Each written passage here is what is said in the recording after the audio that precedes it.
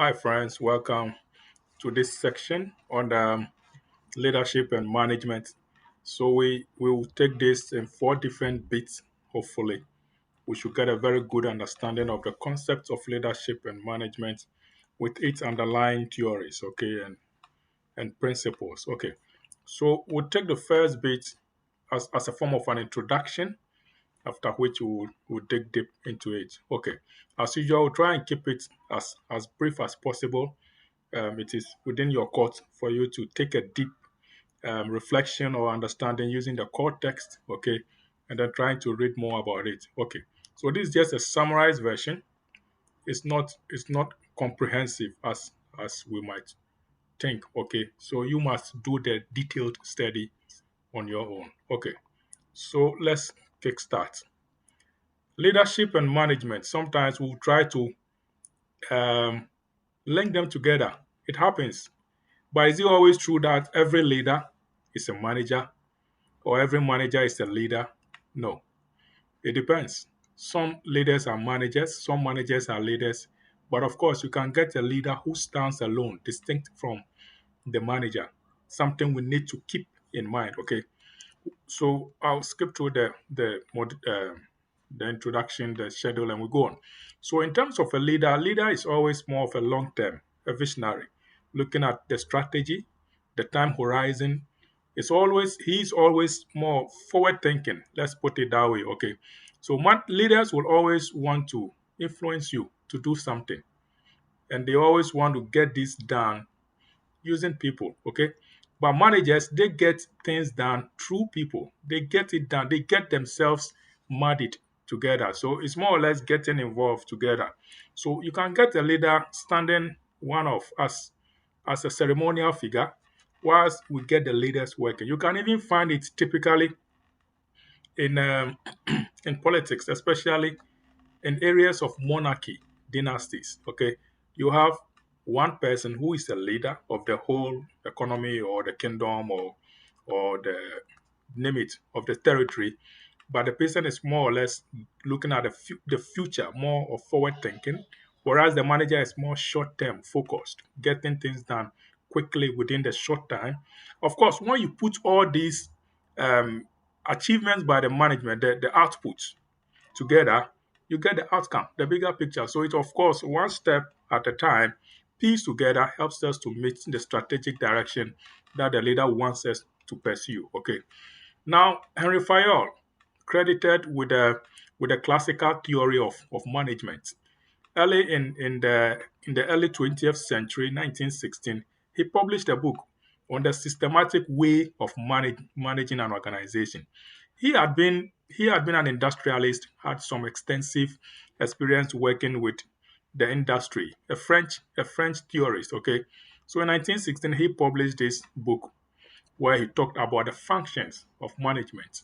So again, before we come in, there are schools of thought of management. We have the classical theory or classical school of thought, which Henry Fayol championed, and then we have the human relations. Okay, Henry Fayol and the likes of F.W. Taylor championed the classical school of thought. Okay, whereas guys like Elton Mayo, Maslow, you remember Maslow's theory of needs, and then Herzberg, they looked at the human relations aspect of management. So for the classical theory or school of thought, they are saying let's get things done through people using a systematic, procedural, following hierarchies, rules and regulations. It's more like a militaristic approach, using a military approach, orderliness, compliance, commanding, ask them to do this in structure. Okay, it helps, especially when you want to be more formalistic, using more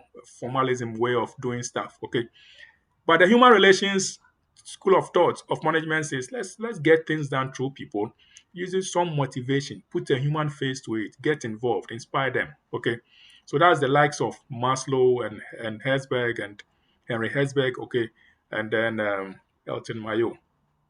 Now let's look at the classical theory of which Henry Fayol championed. We cannot do enterprise management or business management without giving credit to Henry Fayol. He did well, and we must always give credit to him. Of course, His every theory comes with shortcomings and criticisms. We'll look at it.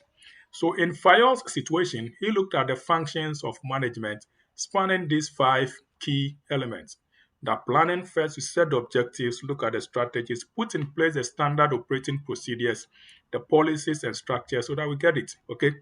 So that's the planning phase. And then organizing, we get the logistics, the framework, delegate authority to someone who is supposed to do X activity, and then also get the systems in place. Okay.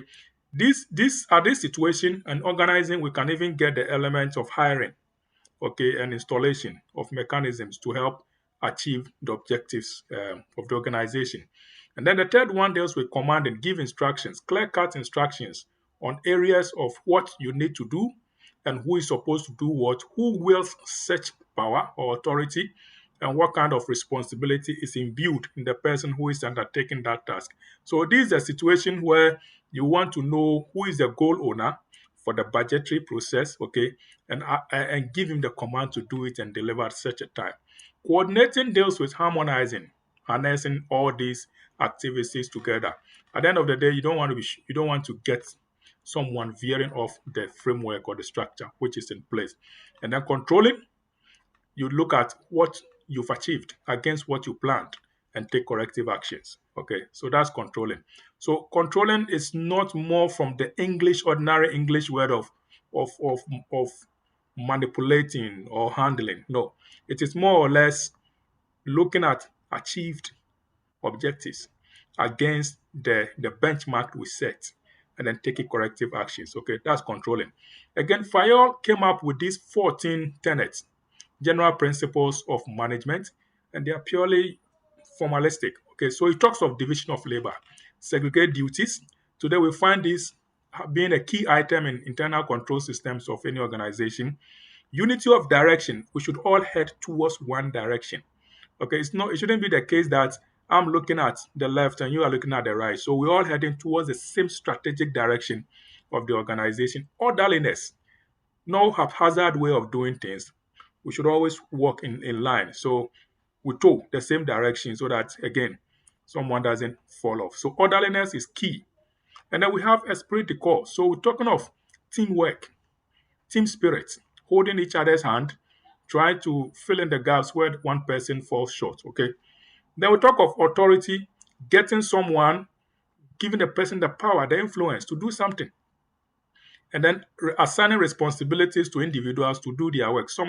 Sometimes you might think these principles are linked to each other. Yes, they are linked together, but they also stand distinctly. And then again, we talk of subordination of individual interests. I have my interest for joining the organization, but at the end of the day, my interest should not supersede that of the organization. I should kowtow to the general direction of the organization. Otherwise, the organization will fail. Stability of tenure. We don't want to get somebody coming in today and 3 months the person is leaving the scene. We want to be sure that the staff turnover is low. Get people who are committed, who love the job, who have the passion. In so doing, to be able to maintain a low staff turnover and stability of tenure, we need to remunerate personnel according to the expertise. So remunerate them, their remuneration should be commensurate with their qualifications, with their background, with their skills, with their effort which they put into the work. People leave workplaces because they don't get paid well. They get a better offer and they leave. And also reward those, in addition to rewarding those who do well, discipline those who go off track. Okay, accordingly, if you have to suspend them, reprimand them, do it. Now we talk of centralization, pull all resources together and make the best use of their skills, of their expertise. Equity, we're talking of administrative of justice, and then kindliness. Okay, we're not talking of equality, equity. Okay, we can't treat everyone equal. We have to apply equity. Unity of command. I need to know whom I'm taking directions or command from or instructions from. It shouldn't be that today I'm reporting to this, tomorrow to the other person. I'm not too sure where I'm heading to. And then again, there should be scalar chain. So you know that if you are a subordinate or you are a worker, you are reporting to your line manager. Your line manager will report to the unit head. The unit head will report to the divisional head. The divisional head reports to so it is in terms of scale of chain of command. And then everyone must be willing to take the initiative okay, innovative enough to help the organization advance. So these were the 14 general principles Fayol advanced, okay. But again, like I said, every theorist or every theoretical framework comes with its weaknesses. General criticisms leveled against Fayol's stance is that he's looking at a single standardized organizational model. But I know one size cannot fit all. Okay, cannot fit all. The kind of rigid militaristic approach you want to use in your organization may not fit for another organization. So he promoted more of mechanistic, okay, mechanical, orderliness, compliance. Sometimes you need to toe some inflexible line or some flexible line to allow work to get done.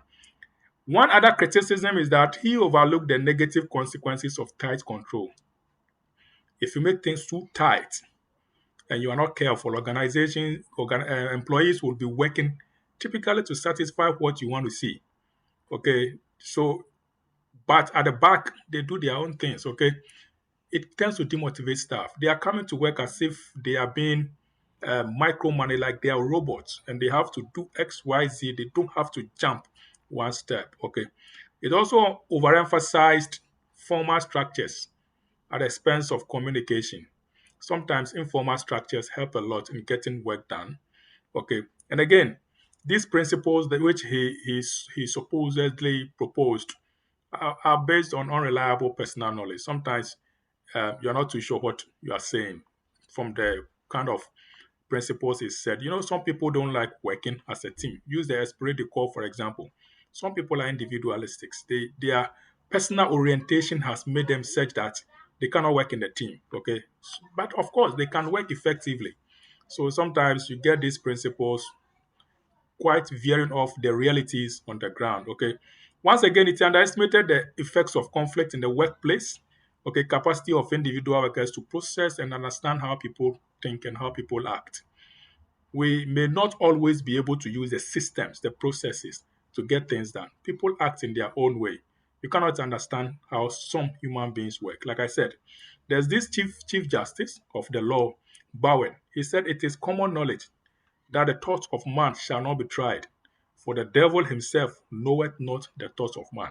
If the devil himself, who is working 24/7, doesn't know the thoughts of man, how are you human beings? Who are you, a human being, to think that you can use formal structures and processes to be able to understand how people think? You'll get it wrong, okay? Over time, we also realized that Fayol's principles were overrated, too mechanistic, too mechanical, okay? And it sometimes does not work in an organization. If you look at a complex organization, this doesn't work. From the human relations approach, okay, Mintzberg thought that managers should be involved in getting things done by using three different um, approach. Okay, within these three different approach, or which he categorized, he said there are 10 roles which run through these three. The first one is interpersonal. So a leader could be a figurehead where he only counts for dinners, AGMs, ceremonial activities, and present a figurehead role. Could also be a leader where he can hire workers, he can fire people, he can motivate them, he can reward them. So as a leader, as a manager, could act as a leader. He could also act as a liaison, but usually internally and externally at his level, non-vertical communication. Okay, non-vertical communication. So it's a horizontal at this level. Then again, he looked at the category of informational in which he said these Mensberg said managers could monitor the business environment in which they operate. It could be the external and the internal environment of business environment. Look out for opportunities, capitalize on those opportunities using your strengths, and then play down or try to fix your weaknesses. Okay, the business environment. They could also play in the category of informational managers. They could also be spokesperson, like PROs of the organization, of the department, speaking on behalf of the company to outside parties. And then again, they could also be disseminators, and this could take a mere form of sending emails to colleagues, to friends, to business partners. Okay. The third category deals with decisional, where managers become entrepreneurs. They take initiatives, in which case they tend to get they benefit from the rewards and, of course, bear the risk that come along. Where there are situations of arbitration, disputes within the workplace, they come in as as disturbance handlers or arbitrators and tend to fix situations. And again, in terms of decisional, managers could serve as the role of allocating resources, the budgets of the organization. They make sure that they share the cake accordingly, or the budgetary allocations are allocated to all divisions according to their needs and their outputs and inputs. And of course, decisional could also come in as a negotiator. So they negotiate salaries. Somebody wants to leave the workplace, they could come in and negotiate, get them convinced to stay. Okay.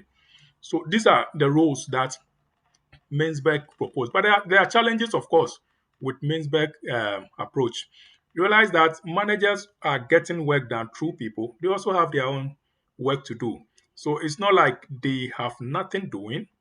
And sometimes work cannot be continuous. Work can be discontinuous, can be disjointed, in which case a manager may not only fit into one category but must fall off. In fact, manager could even fall off all of these three categories and find a different work altogether, because you get some managers finding themselves as though they are subordinates, working from the ground as servants. So there could be challenges with Mensberg's approach as well. Okay.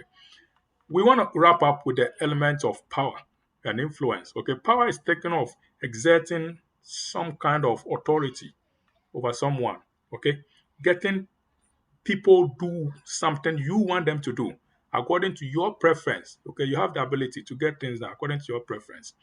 Influence, on the other hand, looks at where you can modify the behavior or attitude of somebody. Okay, of course, it depends on how you do it. Okay, so you could see that you could get someone to change his attitude or his behavior or his way of doing things by using force. Sometimes you want to use economic force. Sometimes you want to apply the rules and procedures in the workplace so that they can comply. Okay, so, and again, you can bargain. I would always go for bargaining, negotiation, and persuasion. But of course, we've always said where persuasion fails, force must be applied. It happens some individuals at the workplace would only need to be moved by subjecting them to some form of power or force, brute force sometimes, to get work done, which is not the best. In terms of power, let's look at the five forms or five sources of power. We have the legitimate one. Okay, in some communities, it is always the elderly who is seen to take the decision. Come to the family circles, you will normally see that or in some cultural settings, the family circles, you see the elderly ones taking the decisions, or the fathers taking the decisions. So legitimate form of power. You get to a workplace, you see your colleague who has been in the workplace for like 10 years, grown enough, and this person knows the systems better. By default, you see that this person tends to wield some form of legitimate power over you. Okay, it happens. When you qualify to become a SEMA professional, an ACC qualified person, you also tend to exert some kind of power because of your expertise, your knowledge. Because when you're speaking, you speak with authority. This kind of experience and qualifications and know-how, technical know-how, someone doesn't have. You have it. So it also gives you that power to be able to get things done. You speak and you direct people to do. And they listen to you because they know you are the expert. You are the big guy there. So that is it. Expert power is there. We all get into this situation. I need someone to fix my laptop. I'm not an IT person. You get to the IT person, and based on his expertise, he wields that power. Okay. Then we have the referent. Referent power talks of where the charisma element comes in. Okay. So you will all look up to somebody. Take the home settings, for example. And psychologists have always thought that reference power is the most extensive. At the workplace, you see someone, you want to be like him or you want to be like her. In the classroom, you see someone, very clever person, very well mannered. You want to be like that person. Even in the world of football, entertainment, you want to be like an actor because of the charisma he wields, because of the way he plays football. You want to be like Mo Salah. You want to be like Sadio Mane as a Liverpool fan. because you see them and you see the kind of humility that they display. In the home circle, I was citing this example. In the home circle, you see children want to be like their mothers, they want to be like their fathers because they look at them as an example. Talk of the religious systems. You want to be like your priest. You want to be like your religious leader, your clan, the leader of your clan. That's reference power. Then we have the coercive, where you use force to get people to do the work.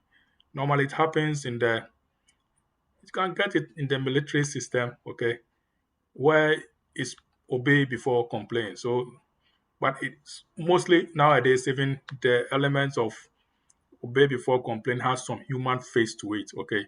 So it's no more of bullying even in the military, but there are some situations in the workplace where people have to bully people to get the work done. And it happens.